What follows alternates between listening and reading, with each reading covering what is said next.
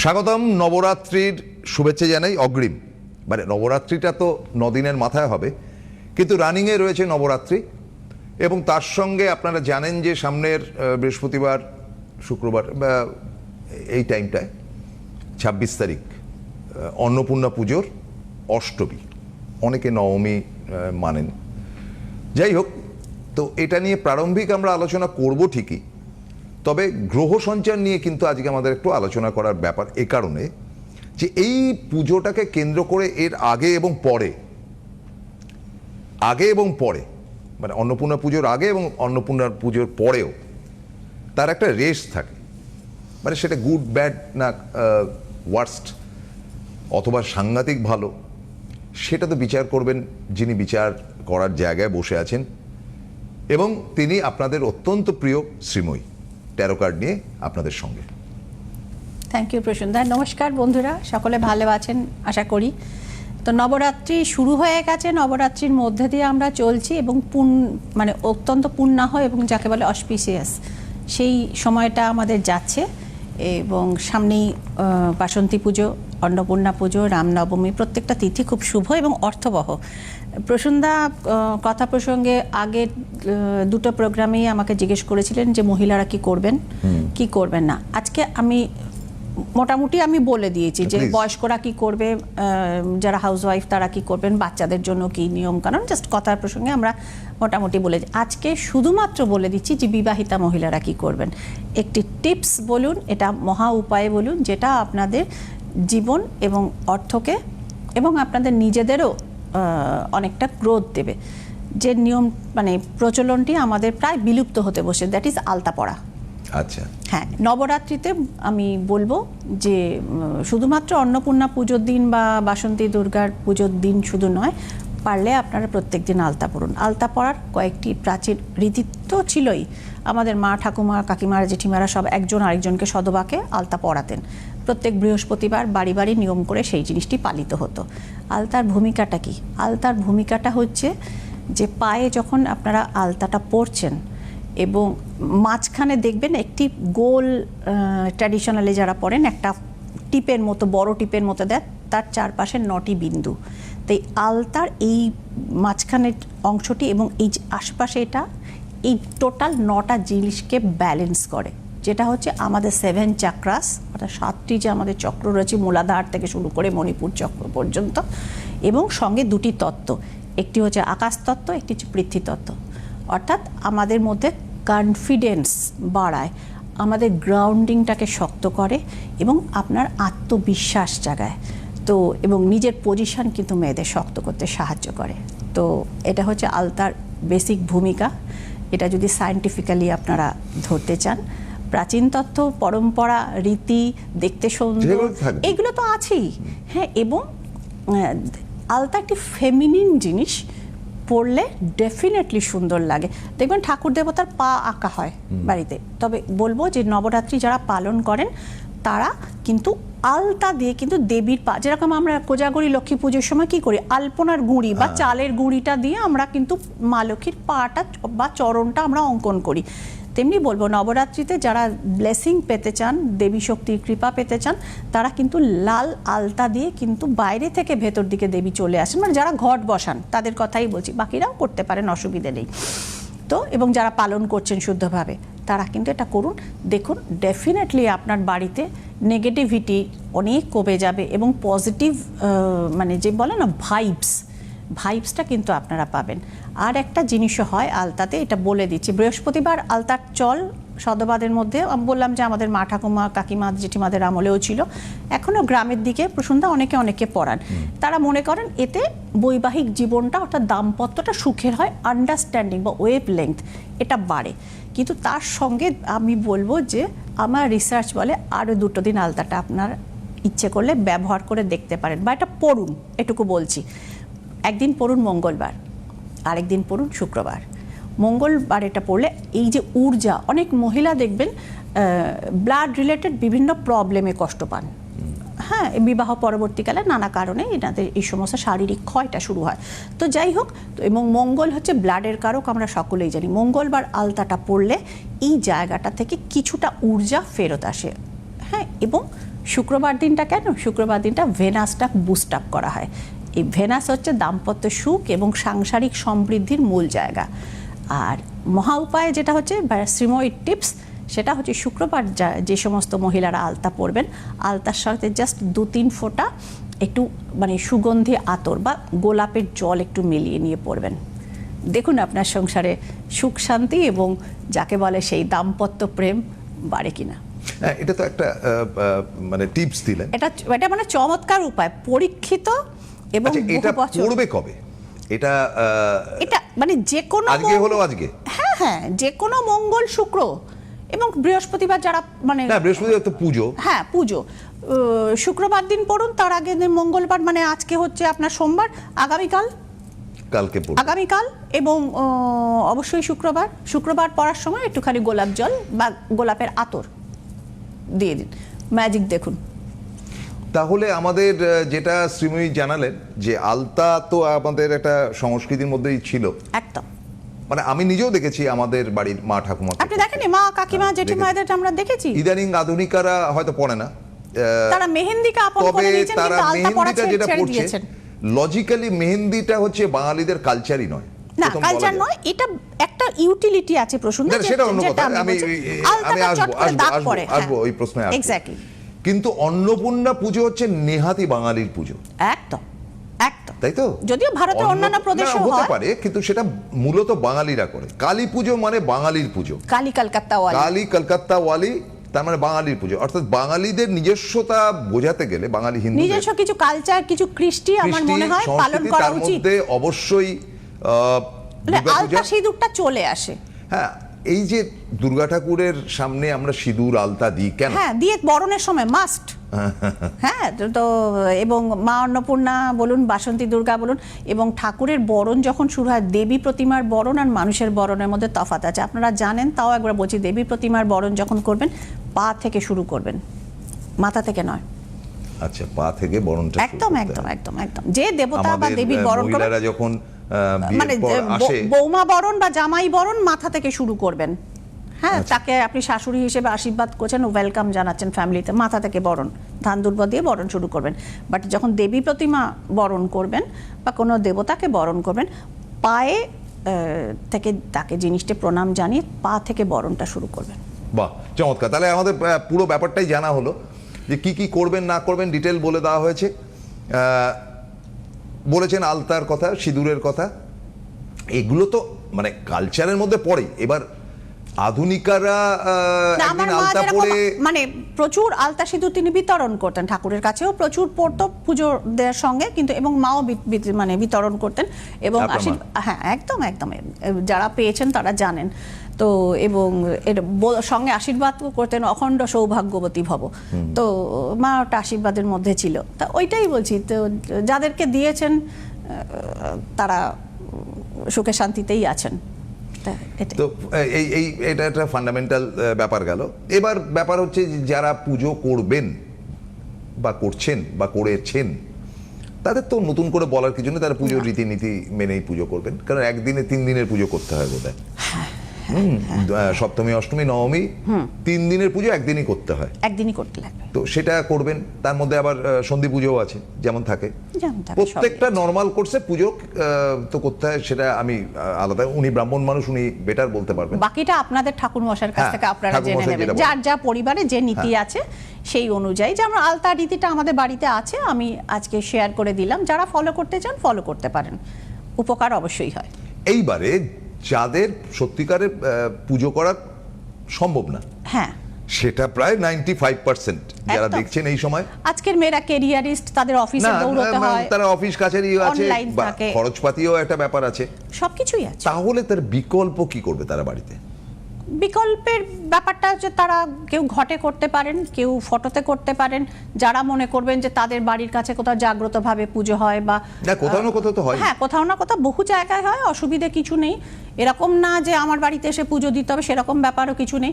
তো সুতরাং কাছাকাছি যেখানে সেখানে সকালবেলা উঠে স্নান করে শুদ্ধ বস্ত্রে শুদ্ধ চিত্তে চলে যাবেন সেখানে। এবার ধরুন বাড়ির কাছে যদি না হয়, তাহলে তার ঠাকুর ঘরে কি করতে পারে? ঠাকুর ঘরে তারা ওই যদি মনে করেন আমরা ভোগ রান্না করে দেব, কারণ মা অন্নপূর্ণা হচ্ছে অন্ন বস্ত্রের ব্যাপার। তো সুতরাং একটি বস্ত্র সহকারে আলতা সিঁদুর দিয়ে একটু ভোগ রান্না করেও তারা দিতে পারেন। যদি দেখেন যে ভোগ রান্না করা সম্ভব না, বাসন কোসন ঠিকঠাক নেই, ঝামেলা আছে। মানে হ্যাঁ মিক্সড আছে, তো সেক্ষেত্রে মিষ্টির দোকান থেকে আপনারা মিষ্টান্ন এনে ভক্তিটাই আসল, ভক্তিটাই এটা আমি বাড়ি মিষ্টি করে বললেন, এটা আমি বিশ্বাস করি বাই হার্ট। তো সুতরাং ভক্তিটা আসল কথা।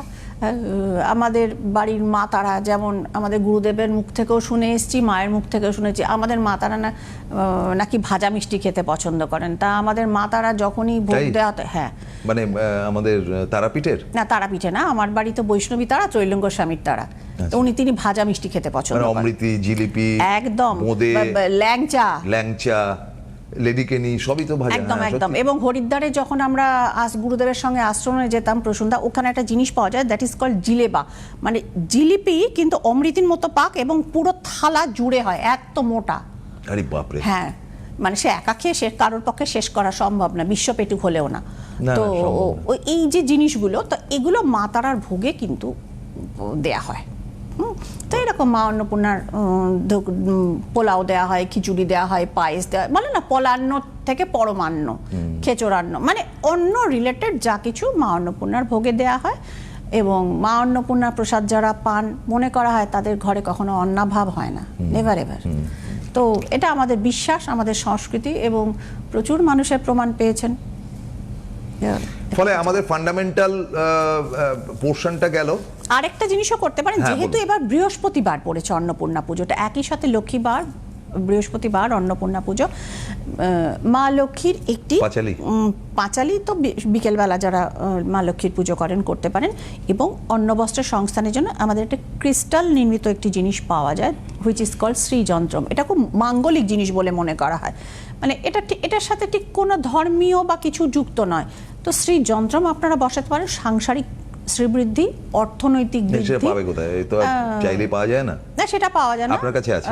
হ্যাঁ, সেটা আছে, মন্ত্রপুত এনার্জাইজড আছে। যারা নিতে চাইছেন তারা নিতে গেলে কিন্তু মঙ্গলবারের মধ্যে নিতে হবে, কালকের মধ্যে। হ্যাঁ, নিতে হবে এবং ফোন করে জানাতে হবে, নামগোত্র দিতে হবে, তার মধ্যে নির্দিষ্ট সংখ্যক জপ হবে, অভিমন্ত্রিত হবে, তারপরে দেয়া হবে।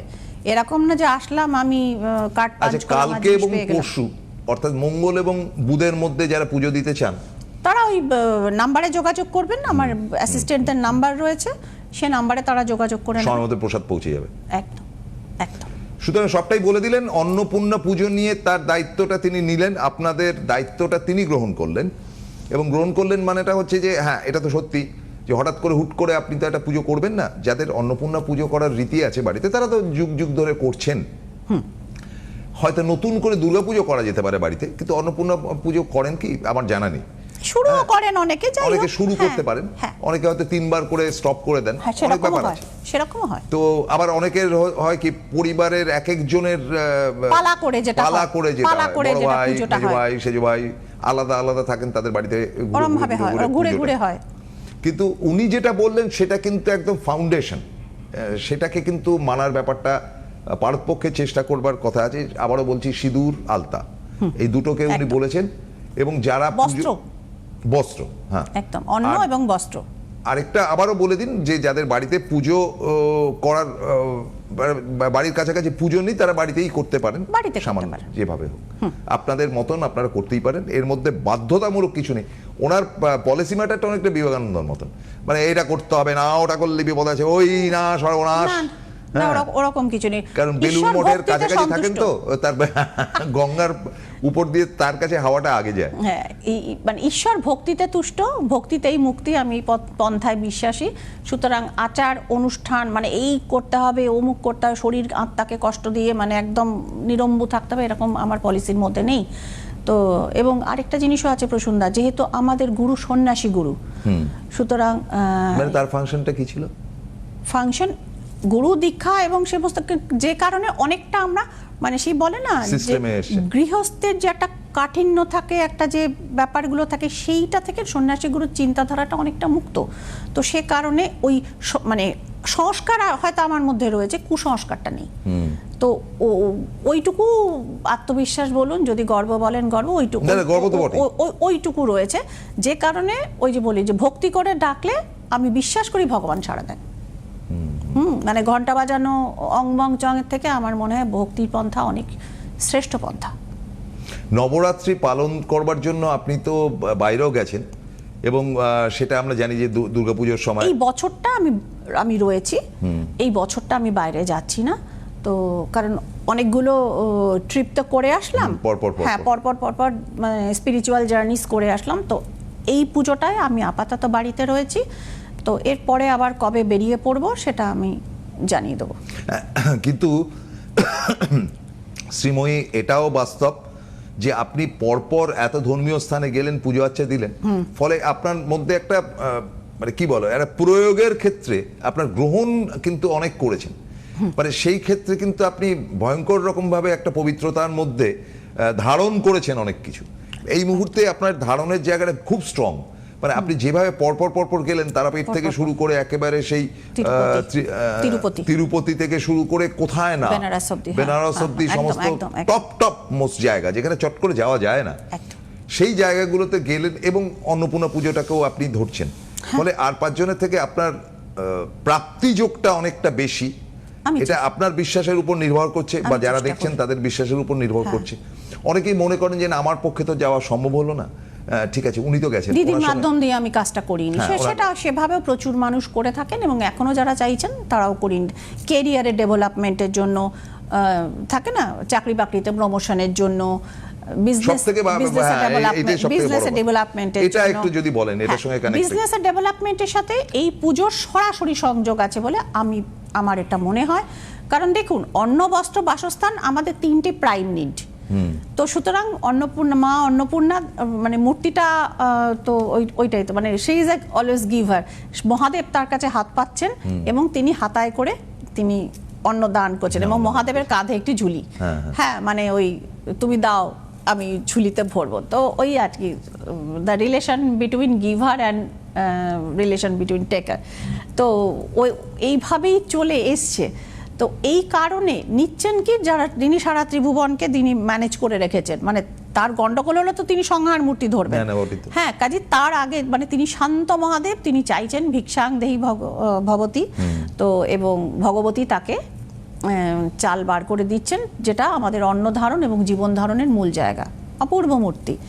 হ্যাঁ, তো এবং অকাল বোধন এবং এই মূল বোধন বলা যেতে পারে, হ্যাঁ কাল বোধন বলা যেতে পারে, হ্যাঁ অকাল বোধন এবং কাল বোধন, এটার মধ্যে আমি কোনোটাকে খাটো করছি না। দুর্গাপুজোতে তো সব থেকে বেশি এনজয় করা হয়, পাড়ায় পাড়ায় দুর্গাপুজো হই হট্টগোল, কোটি টাকার ব্যাপার। অন্নপূর্ণা পুজোতে তা না, একদম ঠান্ডা ভাবে, হয়তো ঢাকটা বাজলো, এটা বাজলো, আরতি হয়, কিন্তু নীরবে, এমনকি সরকারি ছুটিও থাকে না সেদিন, না সেদিন সরকারি ছুটি থাকে না, ফলে খুব নীরবে যেন পুজোটা হয়, অথচ এটাই আদি পুজো। এটা আমাদের আদি পুজো, এটা আমাদের সিস্টেমের ব্যাপার। ওটা হয়তো রামচন্দ্র তিনি অবতার করেছিলেন বলে ওটা নিয়ে হাইলাইট এবং হাইপ যাকে বলে সেটা অনেক বেশি। তো আমরা শাস্ত্রীয় রীতিনীতি, ওই যে বললাম আমি ভক্তিতে বিশ্বাসী প্রসূন্দা, তো আমার যারা ফলোয়ার তারাও ভক্তিতে বিশ্বাস করেন, সুতরাং আমি একটা প্রশ্নই করব, সেটা হচ্ছে যে ধরুন বিজনেসম্যানেরা এই যে অকাল বোধনটা হচ্ছে যেটা কি শত্রু বিজয়, ঠিক আছে, যে আপনার চারিপাশে শত্রু ইত্যাদি ব্যক্ত, শত্রু নাশ করাটাও দরকার, শত্রু দমন করাটাও দরকার, উচিত। তো কিন্তু সবার আগে যুদ্ধটাই তো শেষ কথা না, যুদ্ধটা কাম্য না, একদম কাম্য না, একদম। মানুষ কখন যুদ্ধ করতে বাধ্য হন, যখন তার অস্তিত্ব বিপন্ন হয়। হ্যাঁ, রাম রাবণের যুদ্ধ হচ্ছিল, আরে মশাই সে আরেকজন তার বউকে তুলে নিয়ে গেছে, সে কি চুপ করে বসে থাকবে? তাহলে বলে না মর্যাদা পুরুষোত্তম শ্রীরাম, তাহলে তিনি যদি বসে থাকতেন তাহলে তো তাকে লোকে কাপুরুষ বলতো, ঠিক? হ্যাঁ, তো সুতরাং কিন্তু এইখানে হচ্ছে আমাদের বেসিক নিড, প্রাইম নিড, যেটা হচ্ছে অন্ন বস্ত্র বাসস্থানের নিড। বাসস্থানটা তারপরে আসে, ফার্স্টে তো অন্ন বস্ত্রের নিডটা, সেটাই দেন মা অন্নপূর্ণা। সুতরাং সেটা তো শান্তিভাবেই চাইতে হবে। সময় একদম কমে এসেছে। কিন্তু আমি একটু চট করে জানতে চাইবো যে বিজনেসম্যানদের জন্য একটা যদি কার্ড করেন, বিজনেসম্যানদের জন্য কার্ড আমি বা কিছু একটা ধরেছেন বোধহয়, সেটাও করতে পারেন। না, সেটা আমি করে দিচ্ছি, আমার কাছে দীর্ঘ মেইল আছে প্রসূন্দা, কিন্তু এটা আমরা পরের সামনে বৃহস্পতিবার করব, আমরা ওটা করে নেব। কিন্তু আপনি ব্যবসাটা তো না দাঁড়ালে আমাদের কোনো কিছু হবে না। শিক্ষার বলুন, বিবাহ বলুন, সবকিছু ব্যবসা বাণিজ্যের উপর নির্ভরশীল। তেলের দাম বাড়ছে, গ্যাস পাওয়া যাচ্ছে না। এই মুহূর্তে একবার হ্যাঁ, যা সিচুয়েশন চলছে তবু তো আমাদের ভারতবর্ষে ঢুকছে, তো সেটা একটা বড় জায়গা। শুধু গ্রহগত জায়গাটা একবার বলে দিই, 2 এপ্রিল মঙ্গলটা মীন রাশিতে প্রবেশ করছে। আচ্ছা, আপনি এখন থেকে নিয়মিত চেম্বারে বসছেন কি কোনো একটা পার্টিকুলার? শুনছি না, পার্টিকুলার যেটা শুনছেন সেটা রিষড়ায় আমার একটা নিজস্ব চেম্বার হচ্ছে, তো সেখানে আমি এপ্রিল মাস থেকে নিয়মিতভাবে আমি সেখানে আমি টাইমটা ফোন করে জানতে হবে? টাইমটা ফোন করে, অবশ্যই আমার অ্যাসিস্ট্যান্টরা রয়েছেন সেখানে, তাদেরকে ফোন করে তারা বলে দেবেন। অনলাইন ছাড়াও মোটামুটি রিষড়া চেম্বারে আমাকে নিয়মিত পাওয়া যাবে, যেহেতু ওটা নিজস্ব চেম্বার। আচ্ছা, আর একটা হচ্ছে গিয়ে যে আরেকটা কি বলতে গেলেন? হ্যাঁ, যেটা বললাম যে 2 এপ্রিল মঙ্গলটা প্রবেশ করছে হচ্ছে মীন রাশিতে, যার ফলে প্রসন্দা এক্ষুনি এই যে যুদ্ধটা থামবার যে জায়গাটা, সেটা আমরা মানে ক্রিটিক্যাল পরিস্থিতিটা মানে কালকেই হবে এমন কোনো গ্যারান্টি না, এটা গ্যারান্টি নেই, এটা থামবে হচ্ছে যে আমি আগের সপ্তাহে বলেছিলাম, যখন মেষে মঙ্গলটা ঢুকবে 11ই মে, তারপর থেকে আমরা একটু ঠান্ডা। কিন্তু এই মুহূর্তে কিন্তু হানাহানি, রক্তপাত, সমস্যা, নানা রকম ইনসিডেন্ট মানে অ্যাক্সিডেন্টাল এগুলো কিন্তু ঘটবে। আর একটা আপনি দেখুন না যে এই যে গ্যাসের কথা আপনি বললেন, হোটেল রেস্টুরেন্ট সেক্টর গন্ডগোলে যাচ্ছে, জোম্যাটো সুইগি কত ছেলেপুলে কাজ করে খেত, সেইগুলো কিন্তু বন্ধ হতে যাচ্ছে, বিজনেসের জায়গা টালমাটাল যাচ্ছে। আমি আসছি কার্ডগুলোতে, এই যে black horse and the chariot, white horse, মানে চেষ্টা তো করা হচ্ছে যাতে বিজনেস গ্রো করে, বিজনেস ঠিক থাকে, সেটা সরকার পক্ষ থেকে থাকছে, লোকে ব্যক্তিগতভাবেও চেষ্টা করছে, কিন্তু এই যে এইখানে গন্ডগোল, কারণ মঙ্গলটা তো রয়েছে এই যে সাথে, এই যে রাহুর জায়গা রয়েছে, এবং এটা হচ্ছে শনি, রবি, শুক্র এই সময় মীন রাশিতে এটা রয়েছে, এবং 26 তারিখ শুক্র তার তুঙ্গ গ্রহ থেকে বেরিয়ে যাবে। যেটুকু শান্তি বজায় আছে, তারপর পরিস্থিতি কিন্তু আবার উত্তপ্ত হতে পারে, এবং মানুষের বুদ্ধি ভ্রংশ হওয়ার জায়গা রয়েছে। ব্যবসায়ীদের জন্য একটা জিনিসই বলবো, কিং অফ সোর্ড রয়েছে এখানে, সরকারি হস্তক্ষেপ, সরকারকে কড়া হাতে এই মানে আভ্যন্তরীণ যে গোলযোগ, সেটা যদি সরকার দমন করতে সক্ষম হন, তো সেক্ষেত্রে তবেই ব্যবসায়ীদের জায়গাটা ঠিকঠাক হবে। এবং সেটা মানে ওই আমি যেটা বললাম আগের সপ্তাহে বলেছিলাম 11th মে অনওয়ার্ডস, এবং এখানে বুধের গ্রহটাও দেখিয়েছে যে বুধ হচ্ছে বিজনেসের কারক, সুতরাং 11th মে অনওয়ার্ডস বিজনেসের দিকটা গ্রোথ মানে প্রগতি যেটাকে বলা হয়, সেটা ধীরে ধীরে ধীরে ধীরে আসবে বলে আমরা আশা করছি। 11th মে অনওয়ার্ডস, ততদিনে আমাদের ইলেকশনের রেজাল্টও বেরিয়ে যাবে। হ্যাঁ, 11th মে এর আগেই তো বেরিয়ে হ্যাঁ, 4th মে বেরোচ্ছে, তো তারপরে দেখুন, তারপর তো কনস্ট্রাকশনের মানে যা হচ্ছে সেটাকে ঠিকঠাক করে গভর্নমেন্টের ক্ষমতা কি, আমাদের তো যখন ধরতে হবে তখন সেন্ট্রালকে ধরতে হবে, ওয়ার্ল্ড ওয়াইড এবং তার সঙ্গে রিলেটেড হ্যাঁ সেন্ট্রাল গভর্নমেন্ট। তো সুতরাং দেখুন, হরমুজ থেকেও তো জাহাজ ঢুকেছে ইন্ডিয়াতে, অন্য দেশে তো ঢোকেনি, সেই হিসেবে সেন্ট্রাল গভর্নমেন্টকে যেটুকু সম্ভব আমাদের পক্ষ থেকে আমরা সাধুবাদ জানাচ্ছি যে হ্যাঁ ভাই, আমাদের বাড়ি চুলোটা জ্বলছে, আমাদেরকে কাঠে ফিরে যেতে হয়নি। তো সেটাই রয়েছে, কিন্তু আভ্যন্তরীণ পরিস্থিতি এটা যতটা হয়েছে, এবং কিছুটা মানে এই যে রাহু আর মঙ্গলটা এক জায়গাতে হয়ে গেলে হয় কি প্রসুদ্ধা, মানে উস্কানি, রাহু হচ্ছে উস্কানিমূলক, সে হয়তো কিছু করতে পারবে না, কনস্ট্রাকটিভ কিছু করতে পারবে, কিন্তু লোককে এই জায়গাটা ঠান্ডা হওয়াটা খুব দরকার, এবং সেটা গ্রহ সঞ্চার মানে 11th মে অনওয়ার্ডস সেটা হবে, এবং তারপরে কিন্তু ধীরে ধীরে ধীরে ধীরে পরিস্থিতি আন্ডার কন্ট্রোল আসবে।